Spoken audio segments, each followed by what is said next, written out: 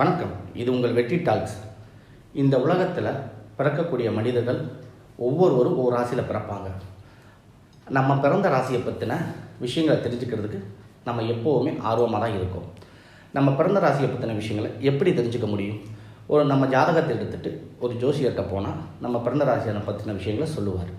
அது மட்டும் இல்லாமல் சில புத்தகங்களில் நம்ம பிறந்த ராசியை பற்றின விஷயங்கள் இருக்கும். இப்போ உள்ள கம்ப்யூட்டர் யுகத்தில் சில வலைதளங்களில் நம்ம ராசியை பற்றின அடிப்படை சில விதிகள் இருக்கத்தான் செய்யுது. இதையெல்லாம் தாண்டி நம்ம ராசியை பற்றின ரகசியங்கள், நம்ம ராசியை பற்றின குணாம்சங்கள், நம்ம ராசிக்கான நிறம், வழிபாடு, இந்த மாதிரியான விஷயங்கள் தான் இந்த பதிவில் பார்க்க போகிறோம். வாங்க பதிவுக்குள்ளே போகலாம்.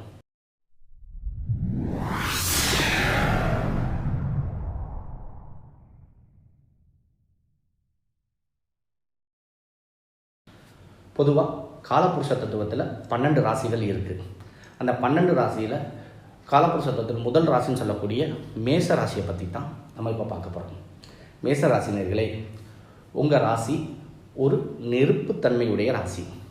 உங்கள் ராசி சரராசி. உங்கள் ராசியாதிபதி செவ்வாய் பகவானுங்க. உங்கள் ராசிக்கான அடையாள குறியீடு செம்பரி ஆட்டினுடைய தலை.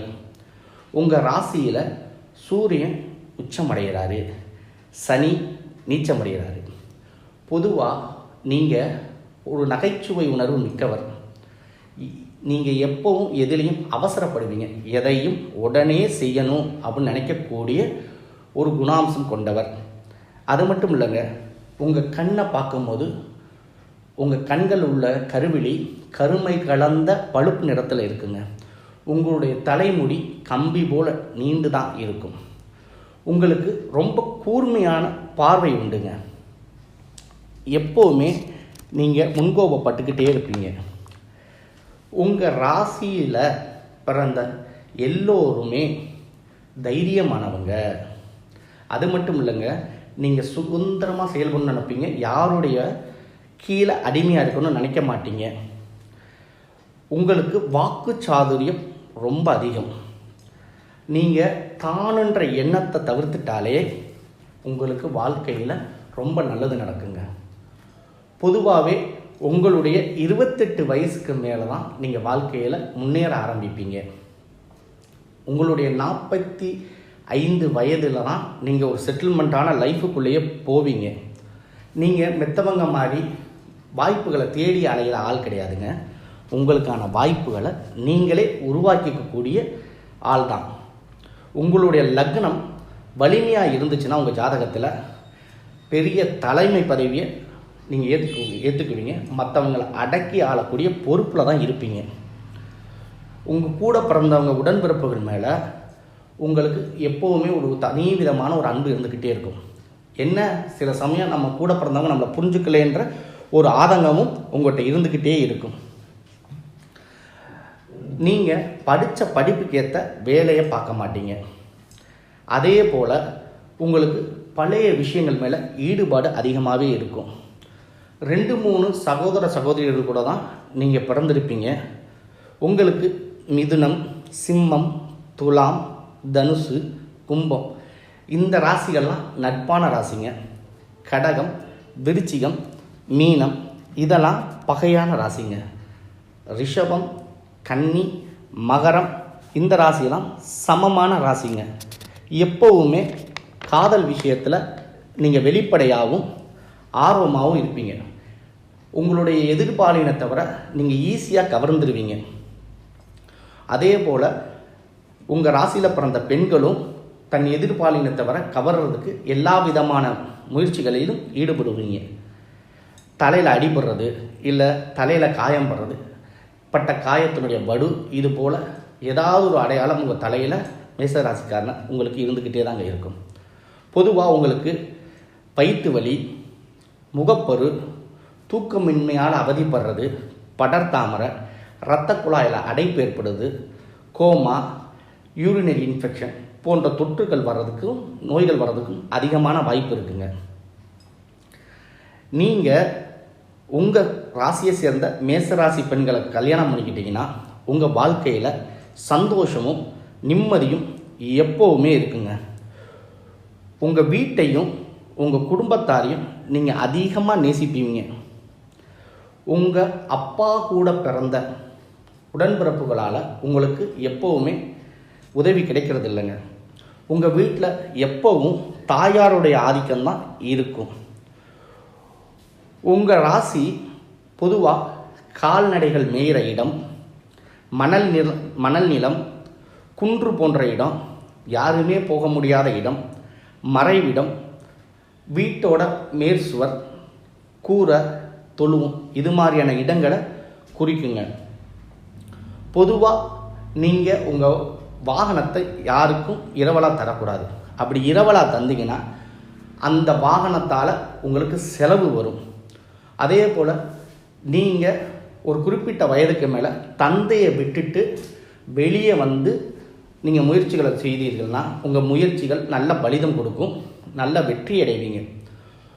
அதே போல் உங்கள் சொந்த ஊரில் இருந்தே நீங்கள் தொழில் செய்யணும் அப்படின்னு நினச்சிங்க அப்படின்னா உங்களால் தொழில் செய்தோ வேலை பார்த்தோ ஒரு முன்னேற்றமான நிலையை அடைய முடியாது. பொதுவாக நீங்கள் வெளியூரோ வெளி மாநிலமோ போய் தொழிலோ வேலையோ செஞ்சீங்கன்னா வாழ்க்கையில் மிகப்பெரிய இடத்துக்கு வருவீங்க. பொதுவாக காவல் படை, தற்காப்பு படை, நெருப்பு சம்பந்தப்பட்ட துறை, மருத்துவத்துறை, கட்டுமானத்துறை, விளையாட்டு வீரர், இரும்பு எஃகு போன்ற துறை, மல்யுத்தம், சுண்ணாம்பு, செங்கல் காலாவாய், தொழிற்சாலை, மில், இது மாதிரியான தொழில்களெல்லாம் நீங்கள் செய்யக்கூடிய வாய்ப்புகள் அதிகம். இந்த தொழிலெலாம் நீங்கள் செய்யும் பொழுது உங்களுக்கு நிறையா லாபம் இருக்குங்க. பொதுவாகவே உங்கள் வீட்டில் மேசக்கார ராசிக்காரங்க உங்கள் வீட்டில் கன்னி தெய்வம் இருக்குங்க. அரசியல் விஷயங்களிலும் அரசாங்க காரியங்களிலும் உங்களுக்கு அதிகமான ஈடுபாடு இருந்துக்கிட்டே இருக்குங்க.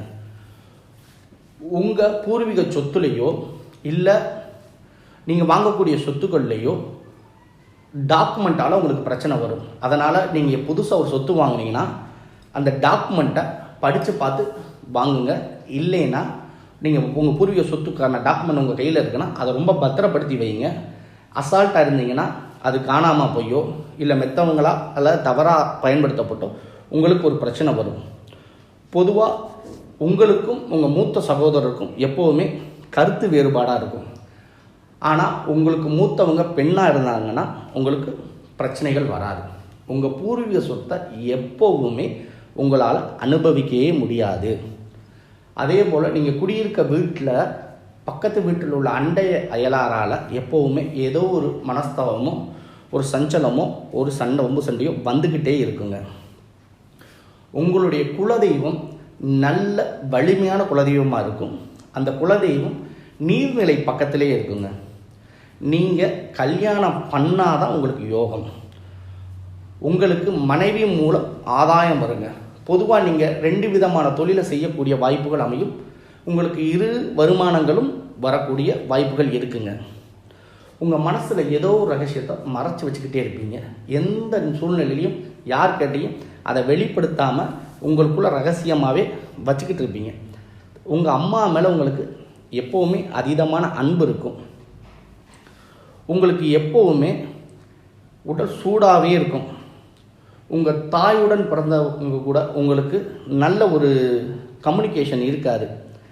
லாட்ரி, ஷேர் மார்க்கெட்டு இதிலெல்லாம் உங்களுக்கு ஈடுபாடும் இருக்கும், நல்ல ஒரு யோகமும் இருக்கும். நீங்கள் எப்போவுமே கட்டின வீட்டை வாங்காமல் காலி மனை உள்ள வீட்டை வாங்கி கட்டுனீங்கன்னா உங்களுக்கு ரொம்ப யோகங்க. நீங்கள் ஒரு நல்ல முன்னேற்றமான சூழ்நிலையில் முன்னேறி ஜெயிச்சு நிற்கும்போது உங்கள் தந்தை உங்களுடன் இருந்து உங்களுடைய முன்னேற்றத்தையும் சந்தோஷத்தையும் காண முடியாத சூழ்நிலை ஏற்படுங்க. எப்போவுமே உங்கள் வாழ்க்கையில் முன் வாழ்க்கை சுமாராகவும் பின் வாழ்க்கை சிறப்பாகவும் இருக்குங்க. உங்கள் வீட்டில் திருட்டு பயம் இல்லை நீங்கள் திருடர்களால் ஏதாவது திருடப்பட்டிருக்கக்கூடிய சந்தர்ப்பங்கள் சூழ்நிலைகள் நிச்சயம் ஏற்படும். அஸ்வினி நட்சத்திரம், பரணி நட்சத்திரம், கார்த்திகை நட்சத்திரம், இப்படி 3 நட்சத்திரங்கள் இந்த மேச ராசியில் இருக்குங்க.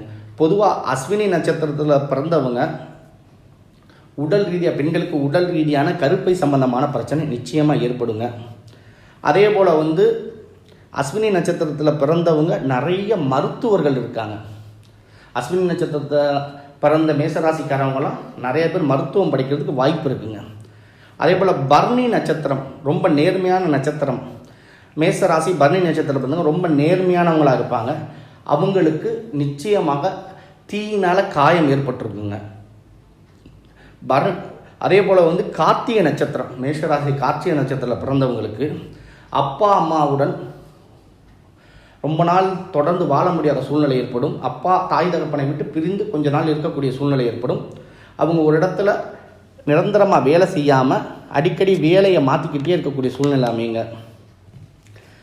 மேசராசிக்காரவங்க எல்லாத்துக்கும் நிச்சயமாக உங்கள் எல்லாத்துக்குமே ஒரு ஆண் வாரிசு உண்டு. நீங்கள் திருமணம் பண்ணாலே உங்கள் வாழ்க்கையில் நல்ல ஒரு மாற்றம் வரும். அதே போல் உங்கள் மனைவியால் உங்களுக்கு மிகப்பெரிய யோகங்க. பொதுவாக உங்களுக்கு அதிர்ஷ்டமான தெய்வம்னா பழனி முருகன், அப்புறம் துர்க்கைங்க. அதே போல் உங்களுக்கு அதிர்ஷ்டமான எண் 9, 6, 8.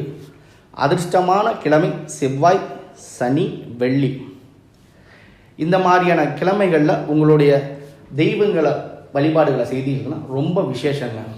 பொதுவாக உங்கள் வீட்டில் செவ்வாழைப்பழம், செவ்வரளி பூக்களை எடுத்துகிட்டு போய் முருகன் ஃபோட்டாவுக்கு செவ்வரளி மலர் சூடி நெய் தீபம் இட்டு 2 செவ்வாழைப்பழம் வச்சு உங்களுடைய குறைகளை சொல்லி வழிபாடு, செவ்வாய்க்கிழமை வழிபாடு விரதம் வந்து வழிபட்டிங்கன்னா உங்கள் வாழ்க்கையில் நிறைய முன்னேற்றங்கள் நடக்கும். அது மட்டும் இல்லாமல் ராகு காலம், அதாவது ஞாயிற்றுக்கிழமையில் வரக்கூடிய ராகு காலத்தில் துர்க்கைக்கு பானக்கம் செய்து வச்சு செவ்வரளி பூக்களால் அர்ச்சனை செய்து சிவப்பு செம்பருத்தி பூக்களை சூட்டி வழிபாடு செஞ்சீங்கன்னா உங்கள் வாழ்க்கையில் நிறைய முன்னேற்றங்களை நீங்கள் பார்க்க முடியும். அதே போல் சேவல், கோழி சேவல் இருக்குது பார்த்தீங்களா, அந்த சேவலுக்கு உங்களுக்கு ஏதாவது தடை வரும்போதெல்லாம் நீங்கள் கம்பு இது மாதிரி தானியங்களை வாங்கி உங்கள் தலையை சுற்றி கோழிக்கோ சேவலுக்கோ அந்த தானியங்களை போட்டு சாப்பிட வச்சிங்கன்னா உங்களுக்கான தடைகள் விலகும். இந்த பதிவு உங்களுக்கு பிடிச்சிருந்தா நம்ம சேனலை லைக் பண்ணுங்கள், சப்ஸ்கிரைப் பண்ணுங்கள், உங்கள் நண்பர்களுக்கும் ஷேர் பண்ணுங்கள். இது போன்ற பதிவுகள் தொடர்ந்து உங்களை அடைய பக்கத்தில் உள்ள பெல் பட்டனை கிளிக் பண்ணுங்கள். இந்த பதிவில் உங்களுக்கு ஏதாவது சந்தேகம் இருந்தால் கமெண்ட் பாக்ஸில் தெரிவிங்க. நன்றி.